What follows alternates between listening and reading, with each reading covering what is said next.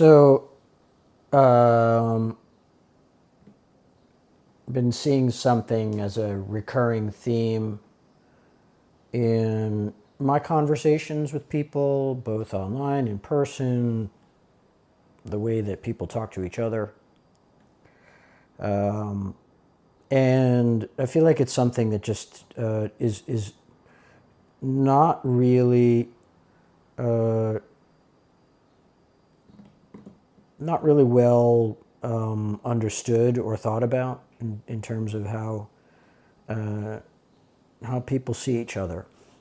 So this is wonky, but the way I would start this is by saying, look at any cross section of humanity. Any group of people that you can group together. Let's start with sort of professions. Police officers, politicians, salespeople,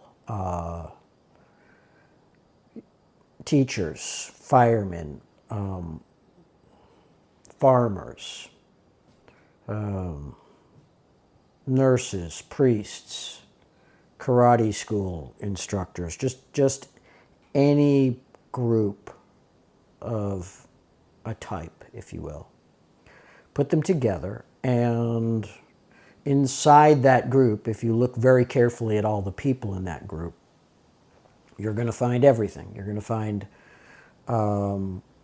people who are really, really super nice, and also people who are incredibly self-centered. You're going to find people who are blunt, people who are evasive, people who are passive-aggressive, people who essentially represent every single human foible. And what I would also say is that not every group has the same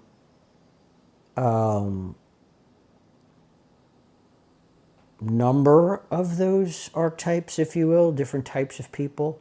And I think there's a lot of reasons for that. And I'm going to just sort of step out of the point I'm making here for a second and just say, I don't think that anybody would argue that the biggest assholes that ever walked the face of the earth were by and large men, and that in terms of who has the clear upper hand historically. Let's not talk about now. Just historically, it's undisputably men have had it, and let's just kind of reverse that and just say that what if women were way better hunters than men, and so after the baby got born, the man took care of the baby and the woman hunted, and that evolved into a woman-dominated world. My feeling is there'd be the same number of women assholes throughout history as there were men. I don't think the gender specifically makes one type of person more compassionate. There are really compassionate men, there are really compassionate women, and there are really totally self-centered men and totally self-centered women. I think that our society and our structure and our opportunities and all the things that play into our reality have tilted the scale of what surfaces of those qualities in people in genders. But I think if you went back and just kind of rewrote things, you could easily reverse that. And so in the same fashion, we'll talk about qualities of a person. Honesty, integrity, narcissism, lying, opportunistic, on and on. All of the things that people could be good and bad. Those things are represented in every group. people who are good drivers, people who are bad drivers, people who are good with money, people who are bad with money, people who are generous, people who are stingy. All of these things exist in every group. It's true of all the police officers. There's generous ones and stingy ones. There's honest ones, there's dishonest ones. It's just the reality that everywhere you look, you're going to find the same kinds of people exist. What we have a tendency to do is associate small subsets of both elevated or respectable behaviors to certain groups, and also look down upon and undesirable behaviors to other groups. And I think that no matter who you talk to, no matter how you approach it, you're going to get boxed into what someone's perception is of your group, defined by, I think, narrow interpretations of the most well-known examples of that group. I just don't think that when you are really, truly objective,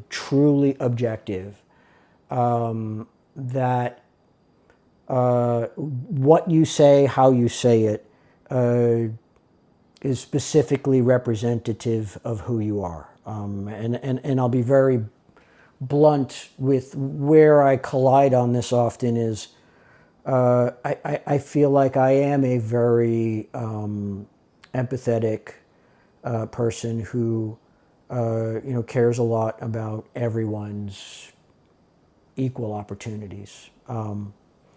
But there are conversations I'm not allowed in because I'm a white guy. And I think that's a mistake, because the white guys that are the, let's call it problem, if you will, in terms of some of these discussions, they exist. Those exact types of people exist everywhere in every group. There are women like that, and there are people of every race like that.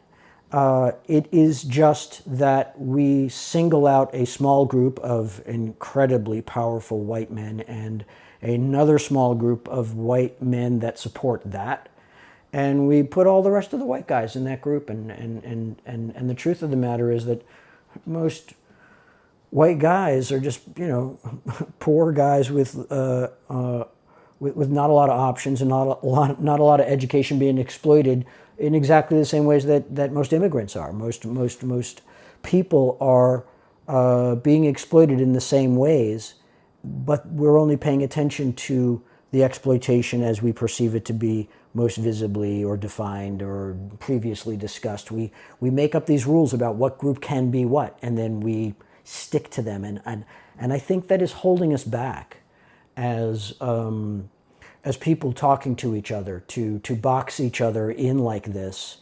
And it allows, everything to be put into a very easy to, let's just say, include or exclude group. Do I accept these people? Do I reject these people? MAGAs are just universally rejected by people on the left because they are all obviously exactly the same, and I just don't personally agree with that. I don't agree with the politics of people who still support Donald Trump. I don't specifically think they are all one-dimensional people without many places where we would be able to find common ground. And so why I think this is so important is because this creates isolation, and the isolation that we have essentially running rampant in our dialogue in society is leading us into a cycle that people really forget why we have democracy in the first place. Let's stop hating each other because we think that the other person's ideas are aberrant.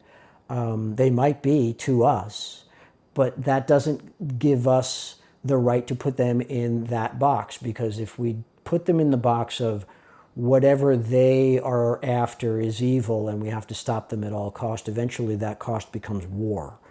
And then we war, and then we bury our children, and then we get tired of burying our children and we try and come up with a way of compromising.